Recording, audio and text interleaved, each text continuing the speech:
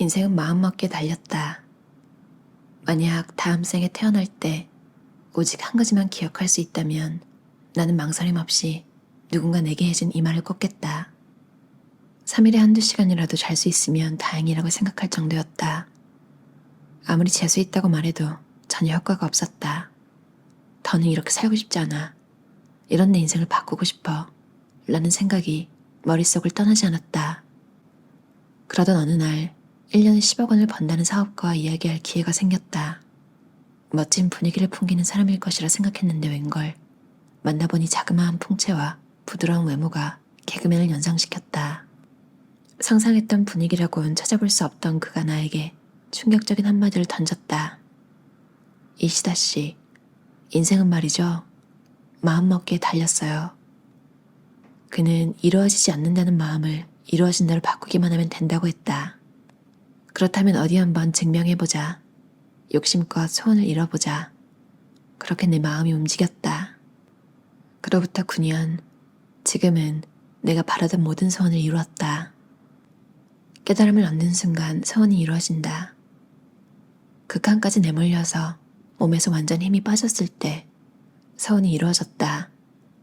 자기계발서를 읽다 보면 소원은 머릿속에서 지워졌을 때 이루어진다는 내용이 자주 나오는데 그것과 같은 이치다.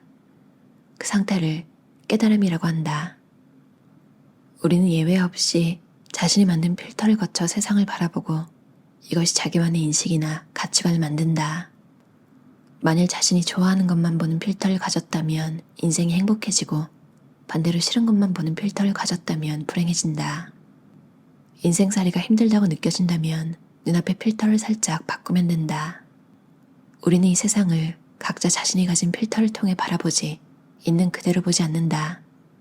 깨달음이란 바로 이 필터를 걷어버리는 일이다. 자, 다시 말해 필터의 선이 모두 사라졌을 때 비로소 세상이 있는 그대로 보이며 모든 것은 하나라는 사실을 알게 된다. 이것을 정신세계에서는 원네스라고 부른다. 모든 것이 하나이고 애초에 아무런 차이도 없는 세계를 말한다. 기쁨도 고통도 모두 자아, 다시 말해 필터가 만들어내는 것이라면 애초에 하나인 세상으로 돌아가면 모든 기쁨도 고통도 사라져버린다. 하지만 인간으로 태어난 이상 기쁨도 고통도 없는 삶은 불가능하다. 그렇다면 앞으로는 가능한 한 기쁨을 선택하려고 노력하면 된다. 욕망이란 무엇일까? 굳이 정의하자면 미래에 일어나길 바라는 바람직한 변화다. 고통은 현상과 욕망의 간극 때문에 생긴다. 그러니 고통에서 벗어나는 한 가지 방법은 이 간극을 만들지 않는 것, 다시 말해 애초에 바라지 않는 것이다. 이것은 번뇌를 끊는 일이라고 표현할 수 있는데 자선이나 폭포수행 같은 구행을 하는 사람은 대부분 이것을 목표로 한다. 그 목적지가 깨달음이다. 그런데 이런 말을 들으면 그렇다면 아무것도 할 필요가 없잖아 하고 오해하는 사람도 분명히 있다. 아무것도 하지 않고 산다면 어떨까? 동물처럼 숨쉬고 먹고 마시고 자기만 하는 인생이 좋을까? 이런 삶이 즐거울까? 욕망이 없다는 것은 실로 무책임한 일이다. 지금 여러분은 종이나 전자단말기로 이 책을 보고 있을 텐데 종이는 누가 어떻게 만들었을까? 이야기를 하자면 끝이 없겠지만 일단 나무를 심고 자르고 운반하고 가공한 사람이 있다. 그것은 누군가 종이를 원했기 때문이다. 인터넷도 마찬가지다. 우리 주변에 있는 것은 모두 누군가의 욕망의 산물이지 결코 자연현상이 아니다. 모든 사람이 무엇인가를 욕망할 때마다 현실과의 간극 때문에 괴로워했을 것임에 틀림없다. 하지만 그 고통에서 도망치지 않고 간극을 좁히려 노력한 덕분에 지금 우리가 이렇게 편리하게 살고 있다. 즉, 누군가의 욕망으로 우리는 편안한 삶을 살 수 있게 되었다. 우리는 인간이기 때문에 당연히 바라는 마음이 생긴다. 만일 정말로 욕망을 부정한다면 인간이기를 포기하는 편이 낫다. 포기할 수 없다면 솔직히 바라자. 물론 모든 욕망을 부정하고 동물처럼 사는 것도 개인의 선택이다. 하지만 나는 그러고 싶지 않았다. 나는 원하는 쪽을 선택하겠다. 욕망에 끝까지 집착하라. 욕망이 낳은 고통에서 벗어나는 두 번째 방법은 욕망을 실현하는 것이다. 힘든 시절 나는 정신세계에 관한 책을 많이 읽었다. 그런 책에서 자주 본 내용 중 하나가 내려놓으라는 말이었다. 그래서 나도 욕망을 내려놓으려고 노력하기 시작했다. 그런데 내려놓는다는 것은 어떤 상태일까? 예를 들어 부자가 되고 싶어 한다고 치자. 이 마음을 내려놓으려면 어떻게 해야 할까? 가난해도 좋다고 생각하면 되는 걸까? 아니, 이것은 솔직하지가 않다. 원래는 부자가 되고 싶다. 그렇지만 정신세계에 관한 책에서는 내려놓아야 얻을 수 있다고 쓰여 있다. 그래서 부자가 되기 위해서 내려놓으려고 노력한다. 나는 이 과정에 상당한 모순이 있다는 사실을 알아차렸다. 내려놓으려고 노력하면 할수록 부자가 되는 것에 집착하게 되기 때문이다. 결국 제대로 된 노력도 하지 않은 채 집착만 강해져 고통이 더욱 커진다. 그리고 욕망이 실현되지 않은 상태에서 시간만 흘러간다. 그렇다면 실제로 소원을 이루는 사람은 어떻게 하는 것일까? 사실 그들은 내려놓으려고 노력하지 않는다. 오히려 욕망에 끝까지 집착한다. 소원은 잊어버렸을 때 이루어진다는 말도 정신세계에서 자주 하는 소리다. 하지만 잊으려고 한다고 금방 잊어버려지진 않는다. 사랑에 실패했을 때 이제 잊어버려라는 조언을 들어도 쉽게 잊히지 않는 것과 똑같다. 하지만 눈물이 바닥날 정도로 실컷 울고 시간이 흐르면 어느새 자기도 모르게 그를 잊어버린다. 욕망도 끝까지 집착해야 비로소 풀려나는 법이다. 그리고 집착에서 자유롭게 풀려난 순간 욕망은 이루어진다. 그럼으로써 마침내 고통에서 해방된다. 요가는 몸에 부하를 주어서 말 그대로 스트레칭하는 것이다. 그런데 중요한 것은 스트레스 받은 상태가 아니라 그 후에 이완하는 것, 다시 말해 릴렉스다. 이 이완된 감각이 요가의 묘미다. 하지만 이 묘미를 맛보려면 극한까지 스트레스를 주어야 한다. 따라서 스트레스와 릴렉스는 늘 세트다. 릴렉스를 위해서는 스트레스가 반드시 필요하고 스트레스를 주면 언젠가는 릴렉스로 전환한다. 마음속으로 소원을 강하게 원하는 것 역시 스트레스다. 그 스트레스가 계속되면 나중에 뻥 하고 터져 릴렉스로 전환된다. 그때가 소원이 실현되는 순간이다. 2005년 내가 회사를 그만두었을 때 수중에 있는 돈이라고는 30만 원이 전부였다. 게다가 자격증은 물론 능력도 연출도 아무것도 없는 데다 재취업할 마음도 전혀 없었다. 내게 있는 것이라고는 어떤 사람이 해준 말을 믿고 마음만 먹으면 인생을 개척할 수 있다는 설렘뿐이었다. 거기다 지인한테 들은 한 가지 재미있는 이야기가 나를 버티게 했다. 그 역시 나처럼 아무것도 가진 게 없었는데 그렇게 빈손에서 시작해 겨우 넉 달 만에 매달 1,000만 원 이상을 벌게 되었다고 했다. 어느 날 친구 3~4명이 모여서 너 진짜 대단하다, 부럽다는 이야기를 하고 있을 때 그가 한마디 불쑥 내뱉었다. 나 그거 아직도 계속하고 있어. 그것이란 예전에 그 자리에 있던 다른 친구들도 함께 들은 이야기였다. 그것은 어떤 비즈니스에 성공한 사람이 극비람이 알려준 방법이었다. 소원을 날마다 종이에 10번 쓴다. 그는 종이에 날마다 10번씩 월 수입 1,000만 원을 넘었다 라고 쓴다고 했다.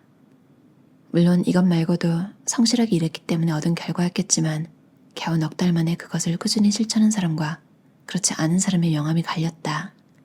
실로 놀라운 이야기였다. 똑같은 문장을 그저 10번만 쓰는 것이니 시간으로 치면 겨우 2분밖에 안 걸리는 일이었다. 이렇게 단순한 일인데도 한 달 만에 집어치우고 말았다. 앞에서 말한 지인은 꾸준히 그것을 실천했다. 반면 나머지 친구들은 처음에는 제대로 했을지 몰라도 나처럼 도중에 그만두었다. 3가지 소원을 정하는 이유. 목표가 없으면 인생이 두렵다. 세상 사람 중에는 명확한 목표가 없는 사람이 많다는 것이었다. 하루하루를 아무 생각 없이 사는 사람이 많았다. 그들은 매일 판에 박힌 듯한 하루를 보내면서 그저 숨만 쉬고 있을 뿐이었다. 그러면서 늘 마음 한구석에는 막연한 불안과 불만을 품고 있었다. 안타깝지만 자기 인생은 스스로 결정해야 한다. 인간인 이상 꿈이나 목표, 소원이 있어야 훨씬 즐겁고 알차게 인생을 살 수 있다. 사람은 아는 것만 보이고 늘 머릿속에 그리는 것만 실현한다. 그러니 우선은 소원을 글로 써서 인식하는 일부터 시작하자. 소원이나 목표를 3가지 쓰면 된다. 날마다 쓴다는 것이 간단해 보이지만 사실은 매우 힘든 일이다. 해보면 안다. 겨우 1분 정도 걸리는 작업이지만 이게 상당한 스트레스다. 하루 겨우 1분인데도 도저히 계속할 수 없다면 그것은 바로 소원은 이루어지지 않는다는 마음 때문이다. 애초에 왜 소원은 이루어지지 않는다는 빌리프를 갖게 된 것일까? 태어나서부터 15세 무렵 사이에는 그 후의 인생을 좌우할 만한 깊은 빌리프, 인생의 각본이 만들어진다. 그러면 누가 그 빌리프, 인생의 각본을 만드는 걸까? 직접적인 요인은 부모를 비롯한 주변 환경이다. 너 같은 애는 태어나지 말았어야 해. 네가 태어난 뒤로 나는 자유가 없어. 오지마, 저리 가. 아들이었으면 좋았을 텐데. 누굴 닮아서 이렇게 못생겼니? 형, 언니답게 똑바로 해. 이번 시험에서 100점 못 받으면 저녁 안 준다. 어차피 해도 안 돼. 우리 집은 돈이 없으니까 사달라고 하지 마. 뭘 해도 안 돼. 유소년기에 이런 말을 자주 듣고 자란 사람이라면 어떨까? 이런 말 속에 담긴 너는 가치가 없다는 공통된 메시지가 각인된다. 그 가치는 살 가치가 없다. 본연의 가치가 없다. 성공할 만큼의 가치가 없다는 식으로 이어진다. 이처럼 자신의 존재에 대한 가치를 부정당하면 당연히 소원을 이루는 것에서도 가치를 느끼지 못한다. 이 세상에 가치 없이 태어난 사람은 단 한 명도 없다. 정말 아무 가치가 없다면 처음부터 태어나지 않았을 것이다. 인간이라면 누구나 존재 가치가 있다. 우주는 완벽하다. 티끌 하나라도 쓸데없는 것이 없다. 그런 우주의 자손으로 태어난 우리. 누구 하나가 없어도 이 우주는 성립하지 않는다. 우주가 있기 때문에 내가 있는 게 아니라 내가 있기 때문에 우주가 있는 것이다. 사람은 누구나 자신을 좋아하는 상태에서 태어난다. 그렇기 때문에 살려고 노력한다. 만일 자신을 싫어한다면 배가 고파도 울지 않고 젖을 달라고 보채지도 않을 것이다. 세상에 이런 악의는 없다. 앞으로 자신을 더욱더 소중하게 대해도 된다. 이 진실을 다시 한번 떠올릴 수 있다면 그 순간에 자신을 방해하는 온갖 빌리프, 트라우마에서 해방된다. 그리고 모든 것이 호전된다. 우주의 진리는 괜찮다는 이 한마디가 전부다. 괜찮다고 생각하기 때문에 괜찮은 게 아니라 애초에 괜찮기 때문에 괜찮은 것이다.